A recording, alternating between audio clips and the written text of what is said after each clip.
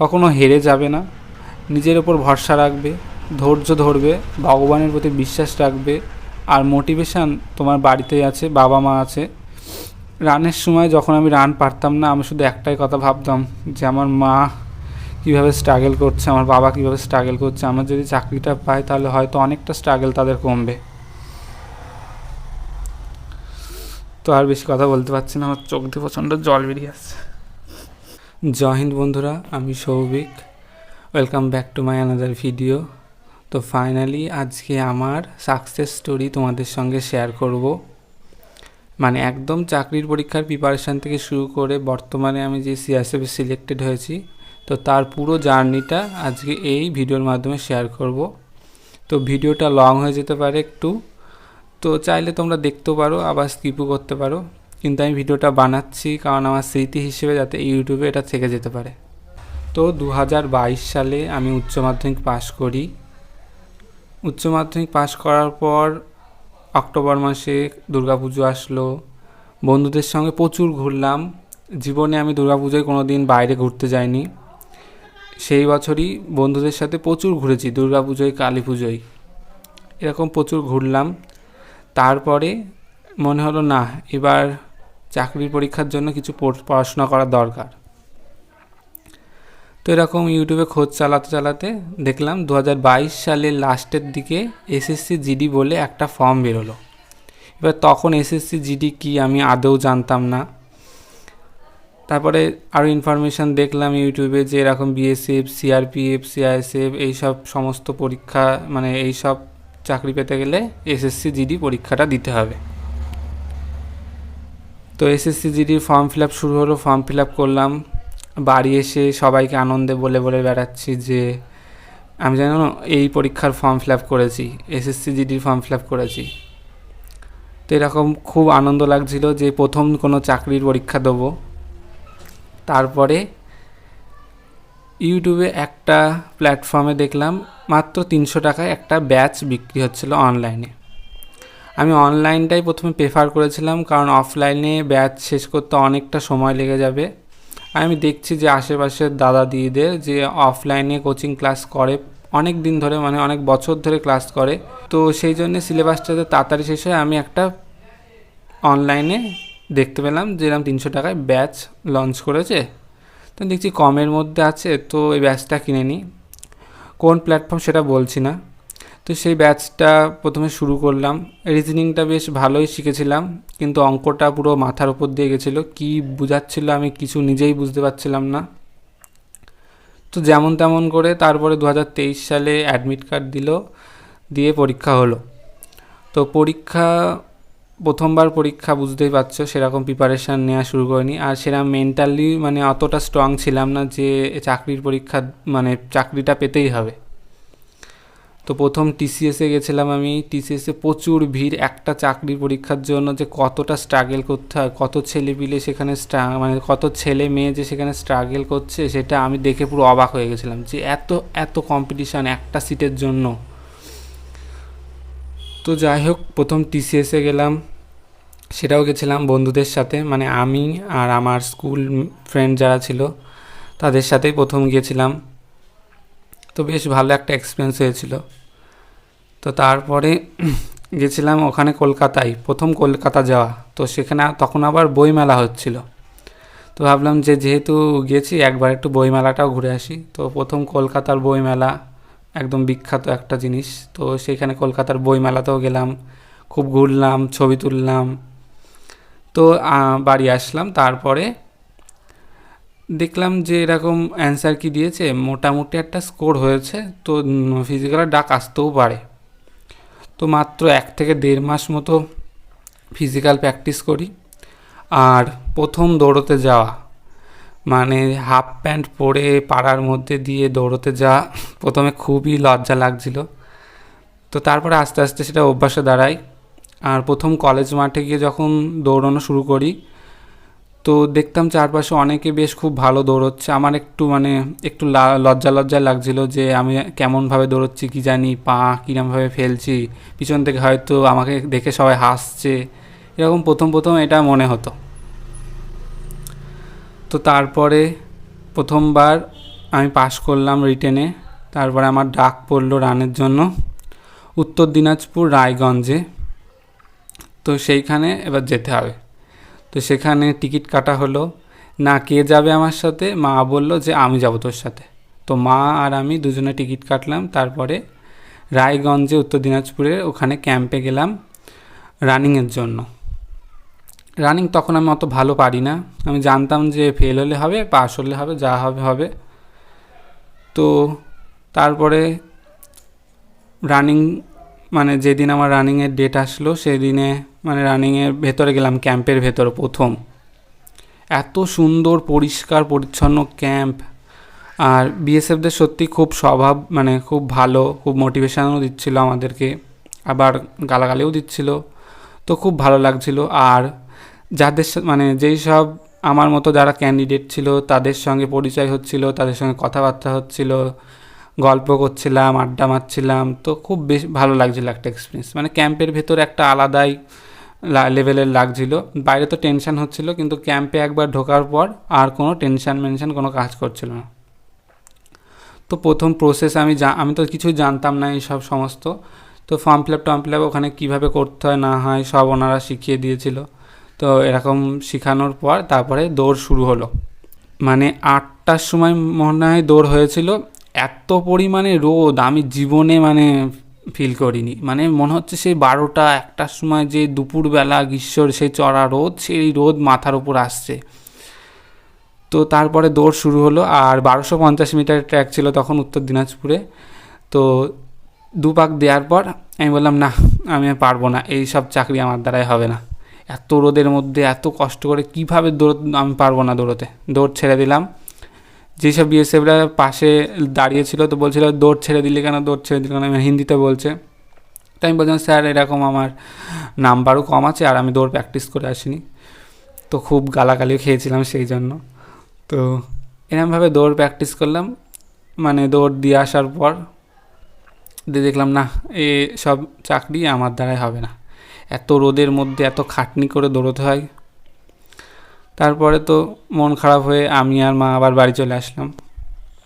তখন তারপরে আসলো 2023 সালে দুর্গাপুজো। ঠিক করলাম যে না, আর দুর্গাপুজোয় কোথাও আর বেরোবো না।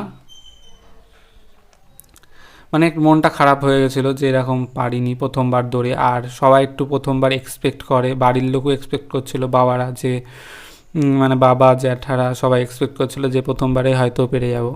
তো পারিনি। তারপরে ওই 22 সালের মেরিটটা দিল 23-এর লাস্টের দিকে।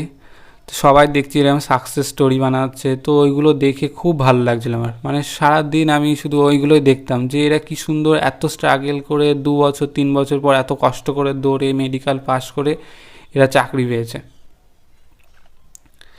তারপরে আসলো 2024 সাল, এসএসসি জিডির ফর্ম বেরোলো।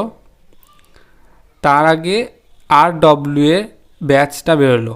তো RW ব্যাচের নামটা আমি কীভাবে জানলাম, ওই যে 2022-এ যারা সিলেকশান পেয়েছিল তাদের সবার সাকসেস স্টোরিতে একটা জিনিস আমি কমন দেখছিলাম, যে RW বলে একটা প্ল্যাটফর্ম সবাই দেখছি, মানে 10 জনের মধ্যে 9 জনই দেখছি তাদের সাকসেস স্টোরিতে এই RW এর কথা বলছে। তো ইউটিউবে সার্চ করলাম যে RW এটা কী। তো RW একটা চ্যানেল, সেটা দেখলাম। তো দেখলাম স্যারগুলো বেশ ভালোই পড়াচ্ছে। তো সে তখন RW থেকে আফতার ব্যাচ বলে একটা নতুন ব্যাচ লঞ্চ করলো। তখনও কিন্তু জিডির ফর্ম ফিল আপ হয়নি, 24 সালেরটা। তো সে আফতার ব্যাচ ভাবলাম না কিনবো ব্যাচটা। হিন্দি আমি বুঝি, মানে বলতে পারি, কিন্তু লেখাটা অতটা প্র্যাকটিস নেই, কারণ সেই সংস্কৃত ক্লাস 7-8-এ হয়েছিল। তো হিন্দিটাও কিভাবে শিখতে হয় সেটাও ইউটিউব থেকে আমি অ আ ক খ প্রথমে লেখা শিখি। তো সেখান থেকে শিখলাম। তারপরে আমি ওই RW ব্যাচে পুরো প্রথম থেকে শেষ পর্যন্ত পুরো ব্যাচ আমি কমপ্লিট করলাম। শুধু জিকেটা কমপ্লিট করিনি, কারণ জিকেটা হিন্দিতে আমি মানে নোট করতে আমার অসুবিধা হয় আর আমি বুঝতেও পারতাম না। কিন্তু ম্যাথ, জিআই আর হিন্দি আমি পুরো খাতায় সম্পূর্ণ নোট করি। আমি একবারই ভেবেছিলাম যে একবারই আমি ব্যাচ নেব, একবারেই পুরো কমপ্লিট করব, আর যাতে আমাকে আর ভবিষ্যতে বারবার করতে না হয়। আর বারবার শেখাটা ঠিকও না, যে কোনো একটা প্রসেসে একবার শেখাটাই আমার মনে হয় যে ভালো। তো তারপরে 2024 সালে যে ফর্মটা বেরোয় ওই ফর্মটা ফিল আপ করি। আর তার আগে কিন্তু আমি উচ্চ মাধ্যমিকের পর ওই ডিপ্লোমা কোর্স সিভিল ইঞ্জিনিয়ারিংয়ে বিপিসি ইনস্টিটিউট অফ টেকনোলজি আমাদের কৃষ্ণনগরে, ওখানে আমি পড়াশোনা করি। তো ওই পড়াশোনা আর পাশাপাশি হচ্ছে এই যে জিডির জন্য পড়াশোনা, এই দুটো প্রিপারেশনই চালিয়ে যাই।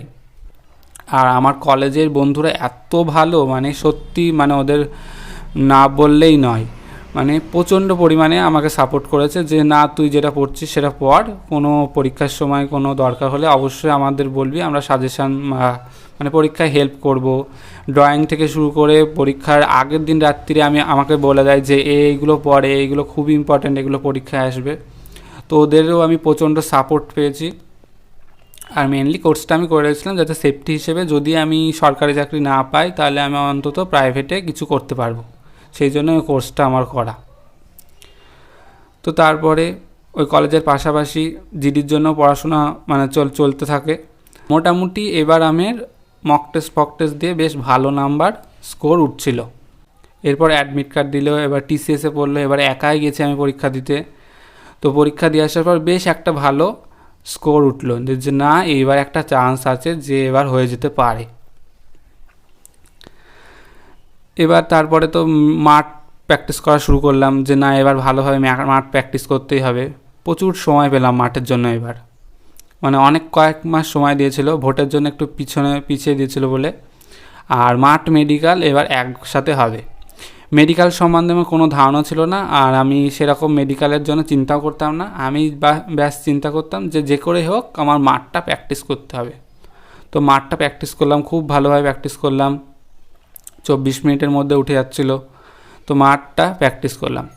এবার তো রানিংয়ের ডেট দিচ্ছেই না, কী করব। ওইদিকে আমি ডিপ্লোমা কোর্সটা কমপ্লিট হয়ে গেছে, কলেজ থেকে প্লেসমেন্ট এসছে যে এই কোম্পানি তোমরা ইন্টারভিউ দিতে যাও। তো সেখানে ইন্টারভিউ দিতে গেলাম কলকাতার একটা কোম্পানিতে। ইন্টারভিউতে সিলেকশান হয়ে গেল। সিলেকশান হওয়ার পর জয়েনিং হলো সেখানে 15 সেপ্টেম্বর, মানে 15 সেপ্টেম্বর না 17 সেপ্টেম্বর এইদিকে হবে হয়তো, মানে আমার জন্মদিনের কিছুদিন পরে না আগেই আগে হয়েছিল। তো আর ঠিক 23 সেপ্টেম্বর মনে হয় জিডির রান পড়েছিল আমার কল্যাণীতে। এবার নতুন কোম্পানিতে জয়েন করেছি, ওখান থেকে ছাড়তেও পারছি না, যে করে হোক ম্যানেজ করে ছুটি নিলাম, রানিংটাকে কল্যাণীতে দিলাম রানিং। তো কল্যাণীতে তখন ছিল 2.5 কিলোমিটার যাওয়া, 2.5 কিলোমিটার আসা। তো প্রথম বিএসএফদের বাসে করে গেছিলাম, ওই যেখানে রান হচ্ছিল হরিণঘাটা ফার্মে, ওই ফার্মে নিয়ে গেল আমাদের। তো খুব মজা হচ্ছিল যে প্রথমবার বিএসএফদের বাসে উঠেছি। হ্যাঁ ঠিক আছে। তো প্রথমবার বিএসএফদের বাসে উঠেছি, খুব মজা হচ্ছিল। দিয়ে তারপরে রানিং তো জানতাম যে মোটামুটি হবে হয়তো, তো রানিংয়ের এক্সপিরিয়েন্সও আমার শেয়ার করা আছে, তো সেটা শুনে নেবে। এই ভিডিওটাতে বেশি বলছি না কারণ তাহলে ভিডিওটা অনেক বড় হয়ে যাবে। তো খুব কষ্ট করেই বলবো, দুপুর 12টার সময় রানিংটা পাস করলাম। তো তারপরে ক্যাম্পে আবার আমাদের নিয়ে আসলো, তারপরে যখন বের করে দিল তো রাত্রিবেলা না দুপুরবেলার দিকে বের করেছিল। আর তারপরের দিন হবে মেডিকেল। তো মা তো পুরো কেঁদে ফেলেছিল যে রানিং পাস করেছি, মানে একটা ইমোশনাল মুভমেন্ট তখনও তৈরি হয়েছিল। দিয়ে তারপরে পরের দিন হয়েছিল ডিভি আর হচ্ছে মেডিকেল। এইবার ডিভি হলো, ডিভির পরে নিয়ে গেল আমাদের বাসে করে কল্যাণী থেকে কলকাতা, মানে প্রায় 4 ঘন্টার মনে হয় জার্নি। খুব আনন্দ হচ্ছিল, খুব ওই বাসে করে। আর আমার তখন ফোন ছিল, আর ক্যাম্পের মধ্যে ফোন অ্যালাউ ছিল, তো আমি ভিডিও করতাম, তারপরে ছবি তুলেছিলাম। সেইবার মানে পুরো জার্নিটাকে আমি তখন এনজয় করছিলাম। তারপরে পরের দিন মেডিকেল হলো, মেডিকেলেও খুব ভালো একটা ডাক্তার পড়লো। ডাক্তার মেডিকেলে কি হয় না হয় সব বেশ ভালোভাবে দেখলো।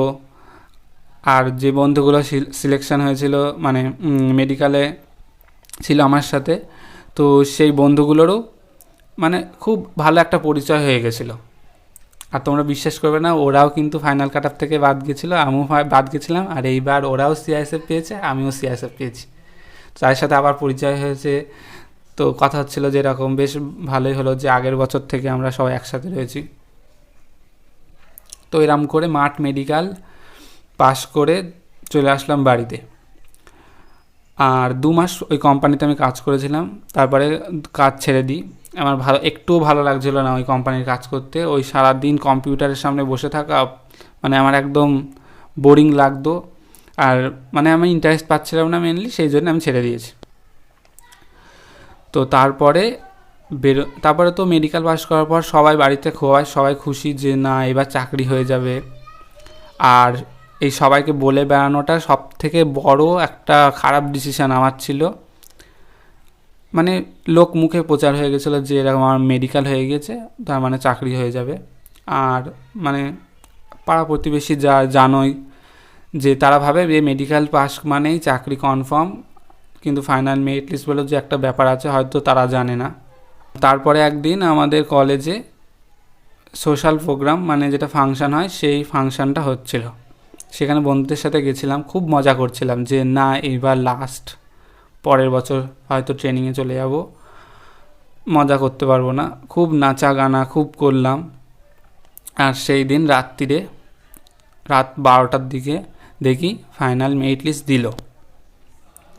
2টো ঘর আমাদের পাশাপাশি, মানে এই ঘরটা তো যেটা দেখছো তোমরা, এটা হচ্ছে নতুন আমাদের হয়েছে। আর ওই দিকে আমাদের পিছনে 2টো ঘর আছে। তো ওই একটা ঘরে আমি থাকি আর একটা ঘরে আমার বাবা মা থাকে। রাত 12টার সময় ফাইনাল মেরিট লিস্ট দিল। কাট অফ দেখলাম প্রথমে বিএসএফের, দেখলাম হয়নি 3 নম্বরের জন্য। তারপরে দেখলাম সিআরপিএফের কাট অফ, দেখি সিআরপিএফের কম যায় নাকি। তো চোখ দিয়ে জল বেরিয়ে যাচ্ছে আমার সত্যি। তো সিআরপিএফের কাট অফ হলো না। পাশের ঘরে মা বাবা শুয়েছিল। আমি শুধু ভাবছিলাম যে এখন বলবো নাকি সকালে বলবো। সকালে বললেও বলতে হবে, রাত্রে বললেও বলতে হবে। তো এখনই বলে দিই, যা হয় হবে এখনই। তো তারপর রাত্রির 12টার সময় তখনই বললাম যে এরকম ফাইনাল রেজাল্ট বেরিয়েছে, হয়নি। সেই দিন আমি ঘুমাতে পারিনি সারা রাত, আমার বাবা মাও সেদিন সারা রাত ঘুমাতে পারেনি। আর এই 15 জানুয়ারি যে ফাইনাল মেরিট লিস্ট ছিল সেই দিনও আমি ঘুমাতে পারিনি, আর আমার বাবা মাও সেই দিনই ঘুমাতে পারিনি। তো তারপর নিজের ওপর খুব খারাপ লাগছিল, ভগবানের প্রতি অবিশ্বাস জেগে যাচ্ছিলো যে কেন আমার সাথে এরম হলো, এত কষ্ট করে মাঠ মেডিকেল পাস করলাম, খুবই খারাপ লাগছিল। তারপরে তো আস্তে আস্তে পাড়ার লোক যখন জানতে পারলো যে এরকম না আমার হয়নি সিলেকশান, তখন তো মনে হচ্ছিল যে সবাই মজা নিচ্ছে। আর আমি সত্যিই খুব খারাপ লাগছিল, আমার ডিপ্রেশনের দিকে চলে যাচ্ছিলাম। তারপর থেকে আমি বিশ্বাস করো কোনো অনুষ্ঠান, উৎসব, আনন্দ কোনো কিছুতে আমি ছিলাম না।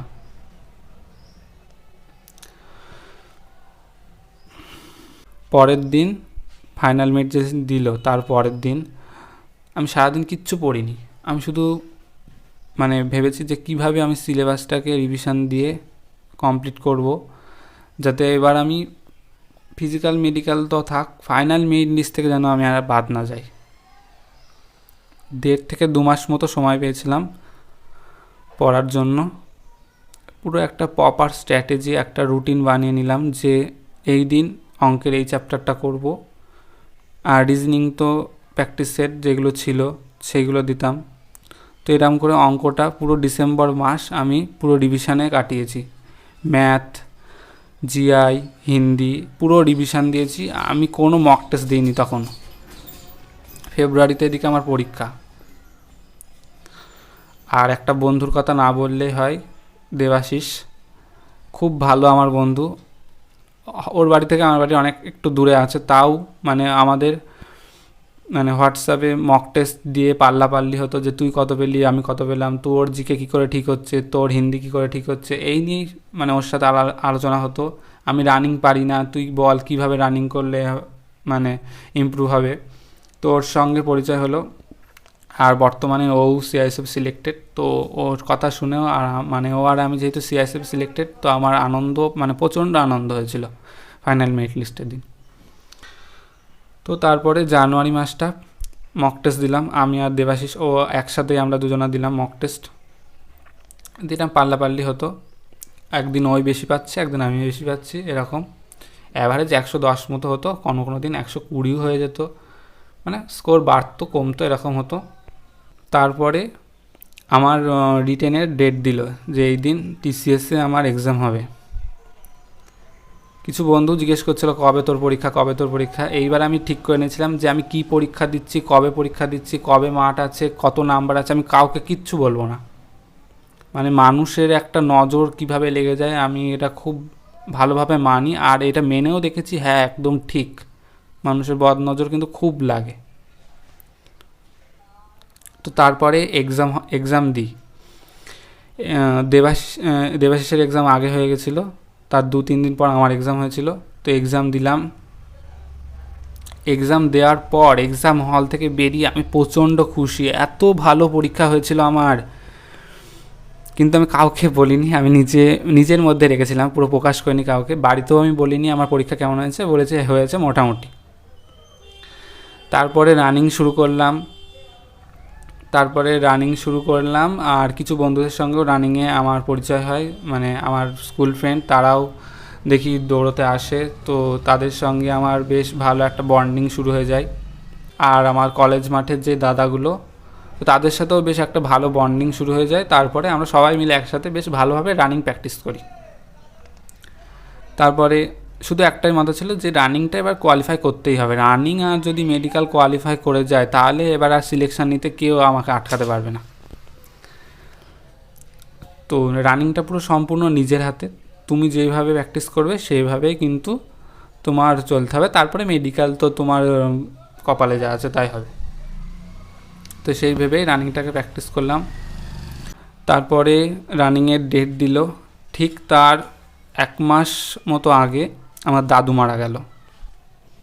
14-15 দিন রানিং পুরো সম্পূর্ণ বন্ধ, মানে ওই সিদ্ধ ভাত খেয়ে মানে সেরকম গায়ে শক্তি পেতাম না, সেই জন্য ভাবলাম যে রানিংটা স্টপ থাকুক আপাতত। তো তারপরে দাদুর কাজ টাজ হয়ে যাওয়ার পর 10-15 দিন মতো সময় পেয়েছিলাম। তো সেইখানে আমি ভালোভাবে রানিং প্র্যাকটিস করি। আর বর্ষাকাল ছিল বলে সেজন্য আমি রোডে যেতাম রানিং করতে।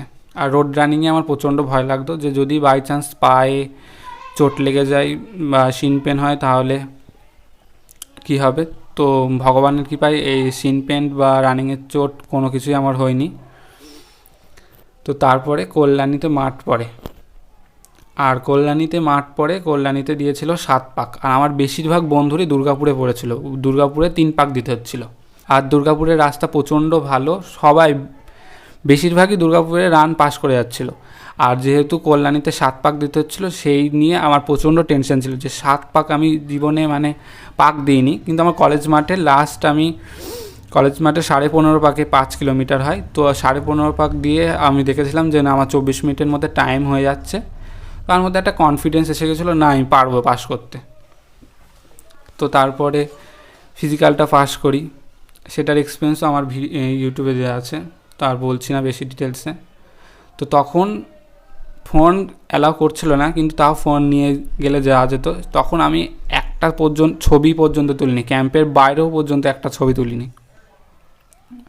মানে আমার মাথায় শুধু টেনশন ছিল যদি রানিং বাই চান্স ফেল হয়ে যায়, এত ছবি তুলে কী হবে, পরে যা আছে তাই দেখা যাবে।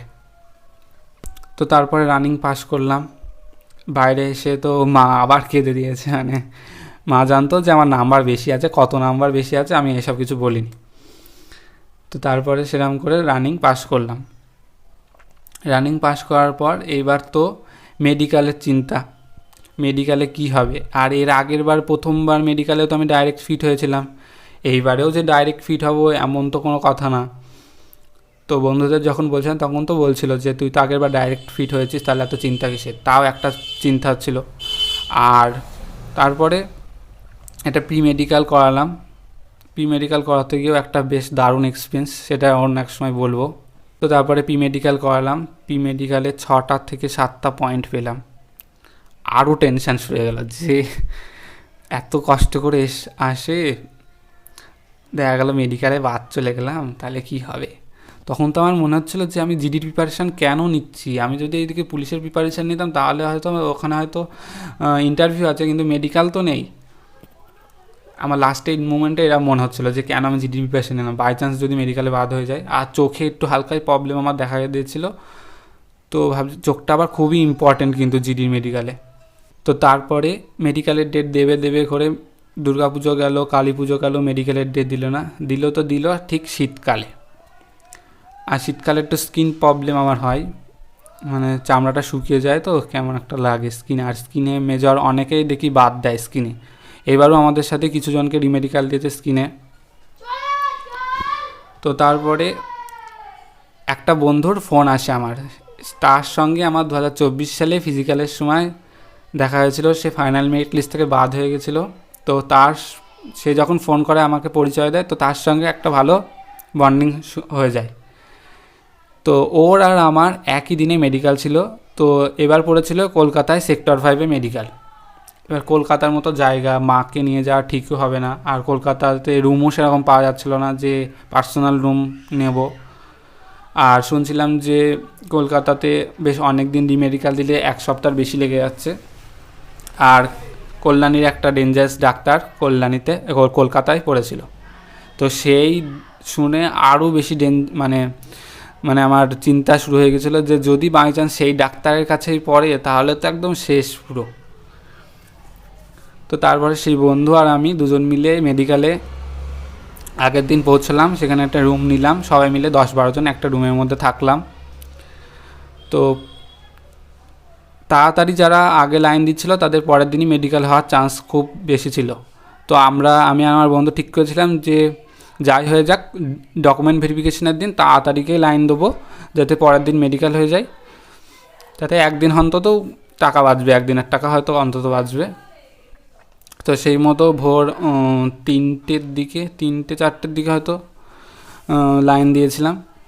তো তারপরে ডিভি হলো, ডিভি কমপ্লিট হওয়ার পর কলকাতা আবার বাসে করে, বিএসএফদের বাসে করে নিয়ে গেল ডায়াগনস্টিক সেন্টারে, দিয়ে ওখানে ল্যাবট্যাব হলো, দিয়ে পরের দিন ডেট দিল। আমার বন্ধু দুজনারই আমাদের একসাথে ডেট দিল যে পরের দিন 6টার সময় রিপোর্টিং টাইম, দিয়ে এরকম মেডিকেলে গেলাম। আর আমি আমার বন্ধু একই ডাক্তারের কাছে মেডিকেল পড়েছিলাম, আর ডাক্তারটাও ভালো ছিল। তো সেরকম কোনো মানে চোখে একটু ডিস্টার্ব ছিল আমার, তো চোখেও দেখলাম বলে দিতে পারলাম, আর যা ছিল তো সবগুলোই দেখলাম ক্লিয়ার হয়ে গেছিলো। তো আমি ভেবে নিয়েছিলাম যে হয়তো এবার মেডিকেল পাস করে যাব। তো মেডিকেলের রিপোর্ট দিল যে যারা পাস করবে তাদের একদিকে বসালো, ফেলে করবে তাদের একদিকে বসালো, তো আমাকে পাস করার দিকে বসালো। তো তারপরে তো একটা আলাদাই মানে আমি তো তখন জানতাম যে আমার 128 নম্বর আছে, আর কেউ তো জানতো না।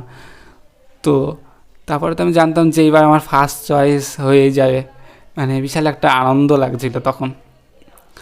তো তারপরে ক্যাম্প থেকে বেরোলাম, ক্যাম্পে বেরিয়ে ওখানে প্রণাম করলাম ক্যাম্পে, তারপরে বন্ধুদের সঙ্গে ছবি তুললাম, একটা গ্রুপ বানানো হলো আমাদের যে মেডিকেল ফিটের। তো তারপরে মেডিকেল পাস করে বাড়ি চলে এলাম। বাবা জানতো পাস করেছি, মা জানতো পাস করেছি, আর বাদ বাকি কাউকে আমি বলিনি যে আমি মেডিকেল পাস করেছি। আর বন্ধুরা জানতো, কলেজ মাঠে যাদের সাথে দৌড়তাম সেই দাদারাও জানতো যে মেডিকেল পাস করেছি। সবাই জানতো আমার নাম্বার ওই গড়পড়তা 100-র কাছাকাছি আছে, এবার হয়তো একটা চয়েস হবে। আর তার আগে রানিং যখন শুরু করেছি তখন আমি ইউটিউব চ্যানেলটাকে শুরু করি, যে মানে অল্প ভিডিও দিতে থাকি। তো দেখি ইউটিউবে বেশ ভালো রেসপন্স আসে। তো তারপরে মেডিকেল পাস করে এই রেজাল্ট বেরোবে তখন আমি স্কোর কার্ডটা পাবলিক করি।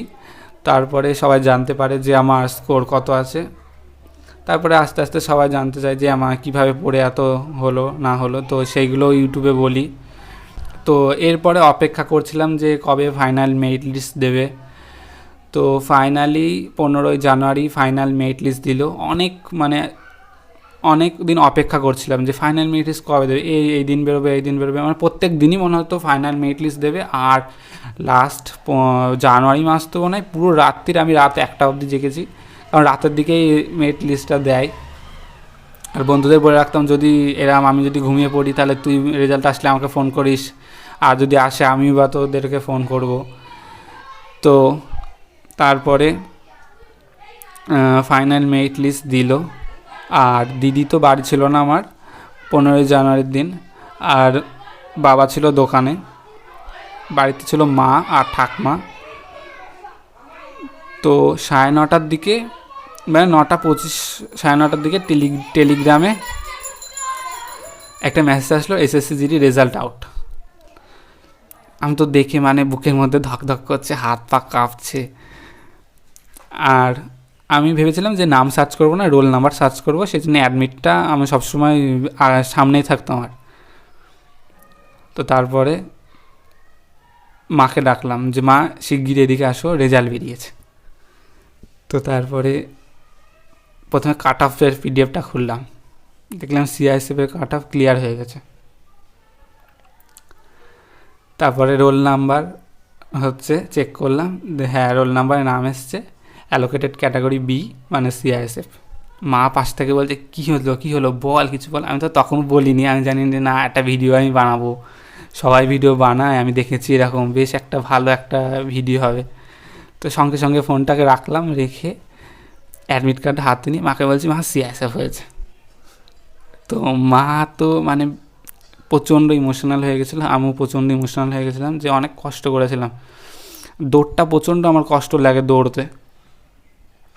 আর মা নিজের চোখে দেখেছে যে কত ছেলে মেয়েদের ভিড় থেকে বেরিয়ে আসা যায়।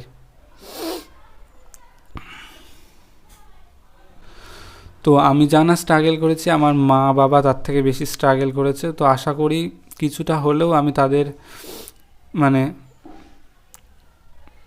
রেজাল্ট আউট হওয়ার পর সবাইকে ফোন করলাম, বাবাকে ফোন করে ডাকলাম বাড়িতে।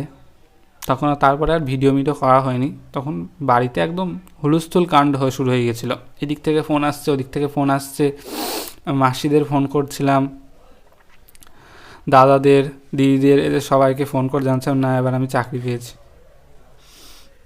তো সবাই প্রচণ্ড খুশি হয়, প্রচণ্ড আনন্দ থাকে। মিষ্টি নিয়ে আসে বাবা, সবাইকে মিষ্টি দিই, মিষ্টি খাওয়াই, প্রণাম করি। আমার এই জার্নিটা যত দূর বললাম, যতটা ইজিলিভাবে বলতে পারলাম হয়তো এক্সপ্রেস করতে পারলাম না, কারণ রিয়েল স্ট্রাগলটা আমি নিজেই জানি যে আমি কতটা নিয়ে স্ট্রাগল করেছি, সাথে আমার বাবা মাও কতটা স্ট্রাগল করেছে। তো তোমাদেরও শুধু একটা কথাই বলবো, কখনো হেরে যাবে না, নিজের ওপর ভরসা রাখবে, ধৈর্য ধরবে, ভগবানের প্রতি বিশ্বাস রাখবে। আর মোটিভেশান তোমার বাড়িতেই আছে, বাবা মা আছে। রানের সময় যখন আমি রান পারতাম না, আমি শুধু একটাই কথা ভাবতাম যে আমার মা কীভাবে স্ট্রাগল করছে, আমার বাবা কীভাবে স্ট্রাগল করছে, আমার যদি চাকরিটা পাই তাহলে হয়তো অনেকটা স্ট্রাগল তাদের কমবে। তো আর বেশি কথা বলতে পারছি না, আমার চোখ দিয়ে প্রচণ্ড জল বেরিয়ে আসছে।